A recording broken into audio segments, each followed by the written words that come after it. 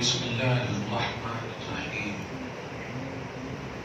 نحمده ونصلي ونسلم على حبیبہ الکریم الامین العزیز الرؤوف الرحیم وعلى آلہ واصحابہ الافضلین الاکرمین اجمعین اما بعد فاعوذ باللہ من الشیطان الرجیم بسم اللہ الرحمن الرحیم وَإِذْ قَالَ اللَّهُ يَا عِيسَى ابْنَ مَرْيَمَ أَأَنْتَ قُلْتَ لِلنَّاسِ اتَّخِذُونِي وَأُمِّيَ إِلَٰهَيْنِ مِن دُونِ اللَّهِ قَالَ سُبْحَانَكَ مَا يَكُونُ لِي أَنْ أَقُولَ مَا لَيْسَ لِي بِحَقٍّ إِن كُنتُ قُلْتُهُ فَقَدْ عَلِمْتَهُ تَعْلَمُ مَا فِي نَفْسِي وَلَا أَعْلَمُ مَا فِي نَفْسِكَ إِنَّكَ أَنْتَ عَلَّامُ الْغُيُوبِ صدق اللہ العظیم۔ حصول برکت کے لیے درود شریف پڑھیے۔ اللہم صلی وسلم بارک علی سیدنا و شفیعنا و حبیبنا مولانا محمد وعلی آل سیدنا و مولانا محمد وآلہ واصحابہ وبارک وسلم۔ سورہ مائدہ سورہ نمبر 5 کی آخری کی 3-4 آیتیں، آج یہ سورہ مکمل ہوگا انشاءاللہ، پھر سورۃ الانعام شروع ہوگا۔ حضرت عیسیٰ ابن مریم علیہ السلام رضی اللہ تعالیٰ عنہ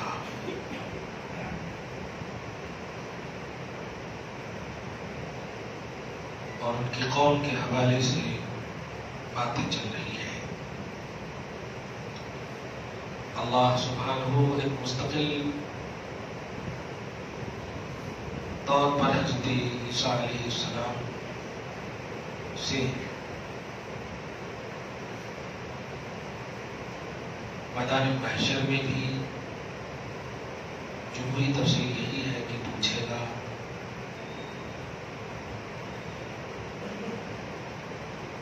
عیسائیوں نے جو اپنے خود ساختہ عقیدے اور گڑھے ہوئے تصورات اور نظریات حضرت عیسیٰ علیہ السلام کے حوالے سے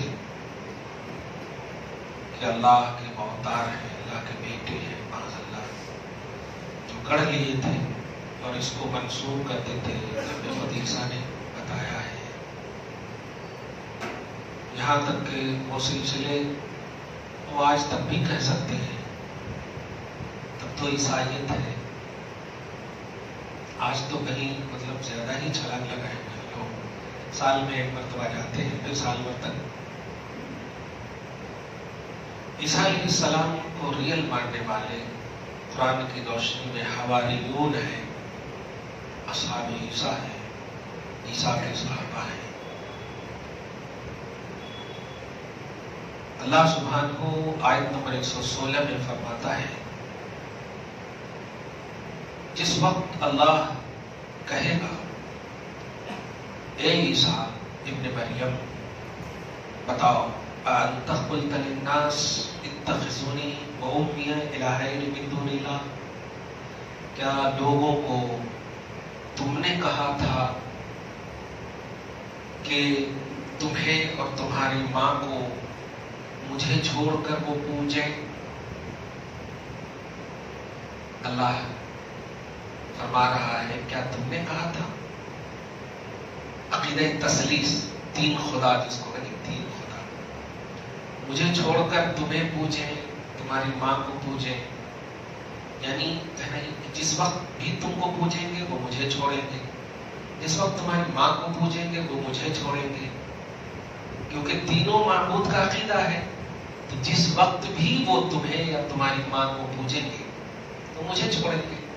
تو کیا مجھے چھوڑ کر تم نے کہا تھا کہ مجھے پوجنا اور میری ماں کو معبود بنانا؟ اللہ پاک اپنے عیسیٰ سے باوجود ہے کہ وہ سب جانتا ہے، لیکن اتمام حجت کے لیے اللہ پوچھ رہا ہے۔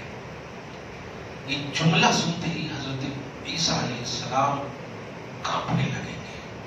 چنانچہ جملہ دیکھیے، قال سبحانک، یہ اللہ پاکی ہے تیرے لیے، کیا بول رہا ہے؟ ما یکون لی ان اقول، مجھے کیا ہو گیا، یہی میری شان ہے کہ میں وہ کہوں جو میرا حق ہی نہیں ہے؟ یعنی معبود یہ تو تیری شان ہے، میں تو مخلوق ہوں، مخلوق معبود کہاں؟ اس لیے ماں نے سلی بحق، میں وہ کیسے کہہ سکتا ہوں جو میرا حق ہے ہی نہیں؟ اور یہی بات نہیں ہے کہ میں صرف ایکسپلینیشن کر رہا ہوں اور تجھے بتا رہا ہوں، مولا سچائی یہی ہے کہ ان کنت قلتہ فقد علمتہ، میں جو بھی کہہ رہا ہوں تو اسے اچھی طرح جان رہا ہے کہ بھائی یہاں کوئی صفائی نہیں دے رہا، فقط علمتہ، تو بہترین اور خوب جاننے والا جانتا ہے، تعلم ما فی نفسی، میرے اندر کیا ہے، میرے جی میں کیا ہے وہ تو جانتا ہے، لیکن تیرے علم میں کیا ہے وہ میں نہیں جانتا۔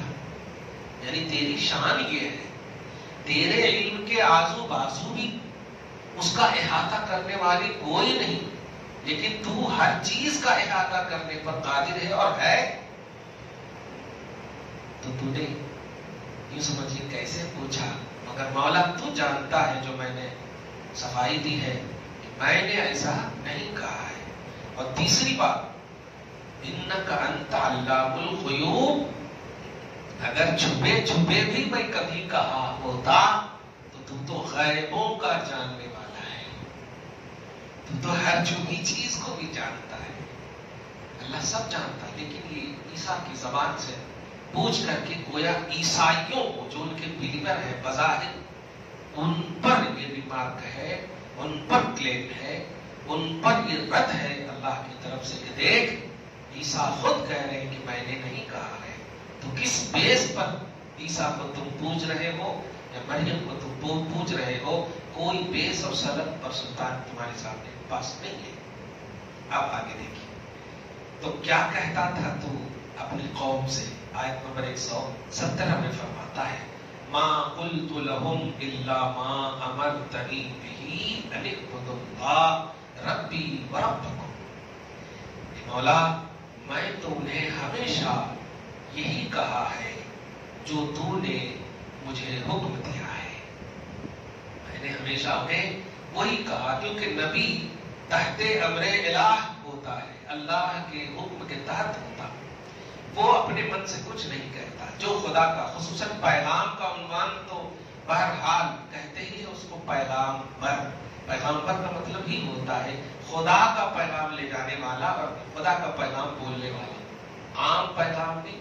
عام پیغام لے جانے والے کو پیغام پر بول دیے تو پھر تو شادی لگانے والی عورت کو بھی بولنا پڑتا کہ یہ پیغام پر ہے، نہیں، پیغام پر اسے کہتے ہیں جو اللہ کی وحی اور اللہ کا پیغام امت تک پہنچائے، اسے پیغام پر۔ تو اے اللہ میں نے تو وہی کہا ہے ہمیشہ جس کی تو نے مجھے حکم دیا ہے، اور وہ یہ ہے ان اعبدوا اللہ ربی وربکم، کہ لوگوں اے میری بھی مجھے ماننے والوں اس اللہ کو پوچھنا جو میرا بھی پروردگار ہے اور تیرا بھی پروردگار ہے۔ پر یہ نہیں کہا صرف تیرا پروردگار، میرا بھی پالنے والا ہے، اور جب میں خود کسی کے تحت پل رہا ہوں معبود کیسے ہو سکتا ہوں؟ جو میرا بھی پالنے والا ہے اور تم سب کا پالنے والا ہے، میں نے ہمیشہ اسی رب کی عبادت کا حکم دیا ہے۔ اور اے اللہ آگے دیکھتے ہیں کیا بات ہے، وَكُنْتُ عَلَيْهِمْ شَهِيدًا مَا دُمْتُ فِيهِمْ، اور میں جتنی عمر تک تیری مشیت کے مطابق وہاں رہا ہوں، جب تک تو نے اٹھایا نہیں مجھے، 30 سے 33 سال کی جو عمر بھی میں نے ان میں گزاری ہے، کیونکہ نبوت کا اعلان تو بچپن ہی میں کر دیا تھا، 40 دن کے بعد ہی سے کر دیا تھا میں اللہ کا نبی ہوں، تو 33 سال کی جو پوری عمر میں نے گزاری ہے بظاہر پھر تو نے اٹھایا، تو جتنی دن تک میں ان میں رہا ہوں کنت علیہم شہیدا، کنتو میں ان تمام پر شہید ہوں، حاضر رہا ہوں اور میں گواہی دینے والا ہمیشہ اسی بات کی رہا ہوں کہ ایک اللہ کو تم پوجنا، ایک اللہ کو پوجنا جو تمہارا بھی رب ہے اور ہمارا بھی، میرا بھی رب ہے۔ فلما توفیتنی، پھر جب تو نے مجھے اٹھا لیا، جب تو نے مجھے قوم کے ظلم و تشدد کی بنیاد پر اٹھا لیا مجھے، کنت انت الرقیب علیہم، پھر تو ان قوموں پر تو ہی نگراں تھا، پھر تو میں نہیں تھا نا، پھر تو ہی تھا۔ دیکھیں کہ ذرا بڑا لطیف اشارہ ہے، کوئی نبی نہیں تھا نا، کوئی نہیں تھا، تو پھر کس کی عبادت کی اس نے؟ میں تو تھا ہی نہیں۔ اس کا مطلب میں نے قوم کو اپنی عبادت کرنے کہا ہی نہیں، کیونکہ عبادت اس کی جاتی ہے کہ عابد جو ہے معبود کو ہمیشہ پریزنٹ جانے، اور میں تو تھا ہی نہیں، تو نے تو مجھے اٹھا لیا۔ کنت انت الرقیب علیہم، تو ہی صرف ان پر نگراں تھا، وانت علی کل شیء شہید، اور تو ہر چیز پر حاضر تھا، میں نہیں تھا۔ یعنی ایکسکیوز جو پیش کر رہے ہیں، آپ سمجھ رہے ہیں کہ اے اللہ یہ دیکھ، یہ حقیقت ہے۔ اللہ پاک تو سب جانتا ہی ہے، مگر کبھی کبھی اپنوں کے ڈیفینس کے لیے اللہ اور باطل کو سمجھانے کے لیے، باطل کو باطل سمجھانے کے لیے کہ تم ناحق ہو، غلط ہو، اپنے سے اس لیے پوچھتا ہے، جانتا ہے، تاکہ باطل کو موقع نہ ملے کہ نہیں، آنکھ بند کر کے بھی طرفداری کا عنوان ہے اسلام میں، مذہب میں ایسا نہیں ہے۔ اتمام حجت خدا بھی فرماتا ہے، اتمام حجت خدا بھی فرماتا ہے، جانتا ہے کہ نہیں اللہ کہ حضرت عیسیٰ غلط نہیں ہے، پھر بھی اللہ تعالیٰ عیسیٰ علیہ السلام سے کیوں پوچھ رہا ہے؟ وہ ڈیفینس ہے، اپنوں کا ڈیفینس کرنا۔ اسے ایک جانتے ہیں، سماجی سطح پر ایک بات بھی ملتی ہے کہ ہمارے معاشرے اور سوسائٹی میں ہم گھر کے حالات کو جانتے ہیں، ہم جانتے ہیں کہ ہماری بیوی غلط ہے یا ہماری والدہ غلط ہے، دونوں چیزیں جانتے ہیں، لیکن اس جان پر عمل کرنا کبھی کبھی دوبھر ہو جاتا ہے اور گمبھیرتا کا روپ لے لیتا ہے۔ تو ایسی صورت میں کیا کریں کہ اپنی جان کو نہ انجانے کی منزل میں رکھتے ہوئے صلح صفایا کا جو ایک ماحول ہوتا ہے وہ قائم کیا جائے، تاکہ احساس جرم جس کو کہیں، مجرم کو احساس ہو جائے، پھر جا کر کے آئندہ پھر ویسی کوئی یہ نہ ہو۔ تو عیسائیوں کو اللہ پاک باطل ثابت کرنا چاہ رہا نہیں، بلکہ پوری دنیا کے لیے ایک مثال دینا چاہ رہا تھا کہ میں جانتا ہوں، ڈائریکٹ بھی کہہ سکتا ہوں کہ تم سب غلط ہو اور عیسیٰ صحیح ہے۔ عیسیٰ نے کبھی نہیں کہا مجھے چھوڑ کر اپنی اور اپنی ماں کی پوجا کرنے، کبھی نہیں کہا، میں کہہ رہا ہوں۔ اب اس سے بڑی دلیل کیا ہوتی؟ مگر نہیں، اللہ پاک نے ایسا نہ کیا، جس کا صاف مطلب یہ ہوا کہ ہر شخص اپنے علم پر بھروسہ کر کے فیصلہ نافذ کر دے، یہ توحید کا کانسیپٹ نہیں ہے۔ آپ ہم سب بھی گھر میں بہت ساری چیزیں جانتے ہیں، لیکن سڈنلی نہیں۔ ہم جانتے ہیں کہ بہو نے غلطی کی ہے، لیکن ہم سڈنلی اگر فیصلہ سنا دیں گے تو ہمارے بیٹے ہم سے دور ہو سکتے ہیں بہو کی محبت میں۔ لہذا ایسی صورت اپنائیں تاکہ بیٹے کو بھی احساس ہو کہ بہو کی غلطی ہے، تاکہ پھر وہ دونوں صحیح ماحول میں رہ سکیں، ہم سے نہ بیٹا ہم سے چھوٹے اور نہ بہو کا جرم آگے بڑھے۔ یہ امپورٹنٹ باتیں ہیں معاشرے میں، ان چیزوں کو، یہ توحیدی نقطۂ نظر ہے۔ ہم تو لمیٹڈ علم رکھتے ہیں، ہم تو مخلوق ہیں، مگر اللہ جو انلمیٹڈ علم رکھتا، اللہ الغیوب تک کہہ دیا کہ تو سب کچھ جانتا ہے، میرے اٹھے جانے کے بعد تو ہی تھا نا نگراں، سب ہے۔ پورا صاف کرنے کے باوجود پھر بھی اللہ تعالیٰ نے پوچھا۔ یہ بات بڑی اہم ہے، بڑی نقطے کی ہے۔ اسی لیے جب پوچھ لیا تو حضرت عیسیٰ بھی منشأ توحید کو چونکہ نبی ہیں بہرحال جانتے ہیں۔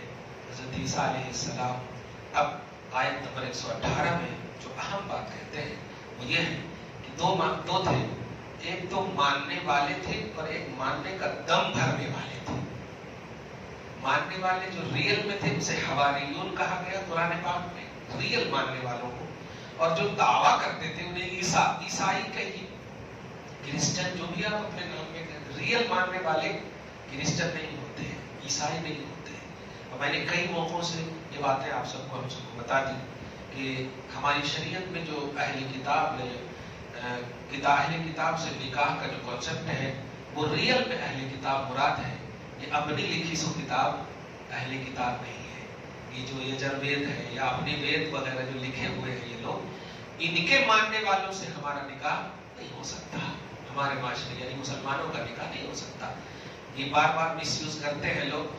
تمہارے ایک شادی تو بتایا تھا نہیں کہ بہار میں ایسی شادی ہوئی اور عیسائی لڑکی تھی، وہ قرآن پاک کی آیت کے ذریعے سے بالکل جا کر کے بڑے بڑے قاضیوں کے سامنے یہ دیکھیے تمہارا قرآن کہتا ہے کہ نکاح کر سکتے ہیں. ہم نے اسی بیس پر کیا. اب وہ لڑکا محبت میں اتنا مطلب فریفتہ تھا، گم تھا، کیا پریشان جو کہہ رہے کہ ہمارا اسلام اجازت دیتا ہے کتاب سے نکاح کرنا. تو مجھ تک یہ جب بات پہنچی میں نے عورت سے آن لائن بات کی اور یہی جملہ کہا، کہاں ہے آیت کریمہ؟ وہاں ہے. ٹھیک ہے، آپ عیسیٰ علیہ السلام کو مانتے ہیں؟ ہاں. بس یہیں پر سمجھ نے کہا عیسیٰ علیہ السلام کو مانتے ہیں؟ ہاں. کون ہے وہ؟ اب تھوڑا توقف لیا. میں نے کہا آپ مانتے ہیں؟ بتائیے نا. جیسے مجھ سے پوچھے محمد کو ہم مانتے ہیں تو ہم بتائیں گے عبداللہ کے بیٹے ہیں، اللہ کے رسول ہیں، ہم بتاتے ہیں. تو اس نے بھی یہ جملہ کہا، ہاں سن آف گاڈ ہے. یہیں پر رہیے. اب آگے مت جائیے، یہیں پر رہیے. سن آف گاڈ یہ عقیدہ ہے. کس کتاب میں بتائیے؟ نکاح کی تو ہماری کتاب سے آیت آپ نے نکالی، لیکن سن آف گاڈ جو جملہ کہہ رہے ہیں یہ کہاں سے آپ نے نکالی؟ آپ کا تو کچھ بیس ہوگا نا. میں اپنی کتاب میں پڑھ لوں. آپ ویسی بات مت کیجیے، بات ایک زندگی کی ہے. اب ریئل بتائیے کہ سن آف گاڈ اللہ کا بیٹا، ابن اللہ، یہ عقیدہ آپ نے کس کتاب سے لکھا؟ میری کتاب سے آپ نکاح کر رہے ہیں تو میں آپ ہی کی کتاب میں بولتا ہوں. آپ بتائیے توریت، آپ بتائیے انجیل، ان میں سے کوئی کسی بھی جگہ میں پروف بتائیے، ریفرنس ٹو کانٹیکٹ بتائیے آپ، پھر میں اجازت دیتا ہوں. اب عوام کے سامنے ایسا بولے تو کیسا؟ آپ ریفرنس دے دیجیے. آپ سن آف گاڈ اگر مانیں گے تو بتاؤں اب آپ کو عوام سن آف گاڈ ماننے کی بنیاد پر لازم یہ آئے گا کہ پھر حضرت عیسیٰ علیہ السلام کا دادا بھی موجود ہو، کیونکہ جب باپ خدا ہو گیا تو باپ تو بغیر باپ کے نہیں ہو سکتا. پھر اللہ خود بیٹا ہو گیا، ابن اللہ کا مانا ہوا اللہ کا بیٹا. تو پھر اللہ کس کا بیٹا؟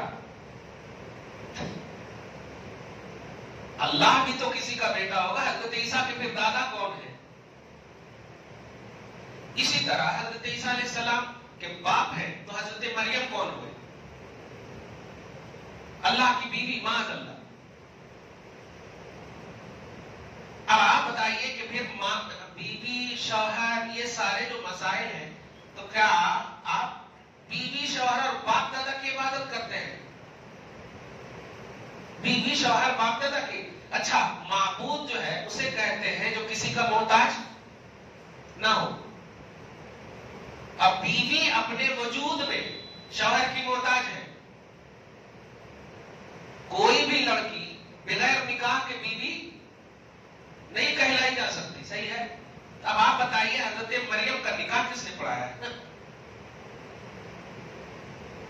وہ شوہر ہے، یہ بیوی ہے، اور بیوی کا درجہ کم ہے، شوہر کا درجہ زیادہ ہے. تو کتنی خرابیاں لازم آئے گی آپ نہیں سمجھ رہے. اس لیے بس آپ نے کتاب میں پڑھ لیا، آپ نے کتاب لکھا، آپ نے کتاب مانا، آپ نے کتاب کو بلیو کیا، آپ ہی سب کچھ ہو گئے. یہ قرآن ہم نے نہیں لکھا، یہ اللہ کا کلام ہے. اب سنیے، ہمارے اسی کتاب میں ہے کہ یہودیوں کا عقیدہ یہ ہے کہ وہ حضرت عزیر علیہ السلام کو اللہ کا بیٹا مانتے ہیں، اس لیے وہ کافر ہیں. اور عیسائیوں کا عقیدہ یہ ہے کہ وہ عیسیٰ کو اللہ کا بیٹا مانتے ہیں، اس لیے وہ کافر ہیں. اور ایک ہی جگہ دونوں آیت ہے. وقالت اليهود عزیر ابن اللہ وقالت النصارى المسیح ابن اللہ. یہ ہے قرآن پاک. کھولیے آپ سورہ توبہ. ہمارے قرآن سے بات کر رہے ہیں نا، اس لیے ہمارے قرآن میں آل ان آل مان گیا. فرماتا ہے یظاہرون قول الذین کفروا، یہ کافروں کی بات ہے. اب آپ بتائیے جس سے نکاح کیے ہیں وہ مسلمان ہیں یا نہیں ہے؟ ہیں. اور یہ بات کافروں کی ہے. اب آپ کا نکاح ہوگا؟ کیونکہ کفر ثابت ہو چکا ہے نا کہ جو انسان آف گاڈ کا عقیدہ رکھے وہ کافر ہے اسی قرآن سے. اور یہ مسلمان ہے، کیسے نکاح ہو سکتا کافر اور مسلمان کا؟ میں ان کے نقطۂ نظر سے، ورنہ ڈائریکٹ بھی بول سکتا تھا لا تنکحوا المشرکات، مشرک سے نکاح نہ کرو. لیکن چونکہ پھر وہ ہمیشہ کے لیے سمجھ میں نہیں آتے ہو کہ میسج پازیٹیو نہیں جاتا پوری امت. کہنا یہ ہے آج ہمارے معاشرے کے بچے بچیاں بھی اسی طرح پگھل رہے ہیں. کچھ لوگ تو آج کل تو بچیاں خدا کی پناہ ہے، یہ عصری تعلیم کی اجازت کیا دیتی ہے کہ بس سر پہ چڑھنے لگی. بچیاں کہتی ہیں ارے اگر ان کے ساتھ نکاح کریں تو گناہ ہوا نا، شرک تو نہیں ہوا نا. بتائیے، اللہ شرک کو معاف نہیں کرتا، بس باقی سب گناہ کو معاف کر دیتا. مطلب نکاح کرے اس کو معاف کر دیتا اللہ کا. شریعت کے کسی حصے کو جو ناجائز ہے اگر اس کو جائز سمجھ لیے تو ایمان کہاں رہا؟ وہ تو کفر ہو گیا. شرک کی بات کر رہے ہو تو کفر ہو گیا. شریعت کے ناجائز حصے کو جائز سمجھ لیے، ایزی سمجھ لیے تو کفر ہو گیا. شریعت کے نفل کے حصے کو بھی آپ ایزی نہیں لے سکتے. نہیں پڑھنا ہے نہیں پڑھیے، لیکن ایزی نہیں مان سکتے آپ. اسلام کا ہر حصہ اسٹرانگ ہے، اسلام کا ہر حصہ اعلیٰ ہے. اللہ تعالیٰ آپ کو سب کو محفوظ فرمائے. خیر، تو آیت نمبر 117 کے بعد ایک مستقل ہے 2-3 آیتیں، اس کو آئندہ سوچنا بند. تو بہرحال یہ جو 2-3 آیتیں ہیں، یہ اس سے آپ کو ہم سب کو جو سیکھ ملی ہے کہ گھروں میں کبھی بھی میں کا ایک عنوان ہوتا ہے، بے شک بڑے ہیں لیکن خدا سے بڑے نہیں ہیں. خدا وحدہ لا شریک جو سب سے بڑا ہے، لیکن جاننے کے باوجود، علم میں بڑا، قدرت میں بڑا، خالق ہونے میں بڑا، سب چیز میں بڑا ہونے کے باوجود اللہ تعالیٰ بندوں کو احساس دلانا چاہتا ہے اور احساس کا عنوان دینا چاہتا ہے تاکہ وہ بندے جو اچھے ہیں وہ اپنی اچھائی میں کنٹینیو کرتے اور جو برے ہیں وہ اپنی برائی سے باز آ جائیں. یہ اللہ کی سنت ہے، یہ اللہ کی توحید ہے. اس لیے آج ہمارا معاشرہ جس دلدل میں جا رہا ہے کہ ذرا سی اگر شکایت آ گئی بہو کی فوراً فیصلہ صادر کر دیتے ہیں اور پھر حدیث بھی پیش کرتے ہیں. ایک قصہ تو کل ہماری عدالت میں اس طرح سے آیا، یہی ملک پیٹ کا کہیں کا قدیم اور جدید کا مسئلہ ہے کیا ملک پیٹ میں؟ تو جدید ملک پیٹ میں سے کہیں سے بھی ایک مسئلہ آیا. آنے کے بعد کہا کہ حضور صلی اللہ علیہ وسلم نے بھی حضرت عمر کی حدیث، اچھا میں نے خود اس کتاب میں لکھے بھی اپنی کتاب اخلاق حبیب خدا کہ باپ اگر اجازت دے دے، باپ اگر حکم دے دے، اجازت نہیں، کہ اپنی بیوی کو طلاق دے دے، بیٹے کو کہے کہ بہو کو طلاق دے دے تو پھر طلاق دینا واجب ہے، اس لیے میں نے طلاق دے دیا. ایسا مطلب کانپنے لگا میں. اب پھر میں ان کے جو والد صاحب تھے، اللہ کا کرم کرنا ہوں، نماز بھی نہیں پڑھتے تھے، کچھ بھی نہیں کرتے تھے. اب آپ سوچیں ذرا کہ کس طرح سے شریعت کو مس یوز کیا جا رہا. حدیث پیش کرے ہو، لائے باضابطہ بول دیے ان کو لکھ کر کے اللہ کرم کرے اوپر، ہدایت دے کرم کیا کرنا. حضرت عمر بن خطاب نے اپنے بیٹے کو کہا کہ بہو کو مطلب چھوڑ دو تو چھوڑ دی. نبی صلی اللہ علیہ وسلم نے بھی ان کو کہا. میں نے کہا کہ عمر تھے وہ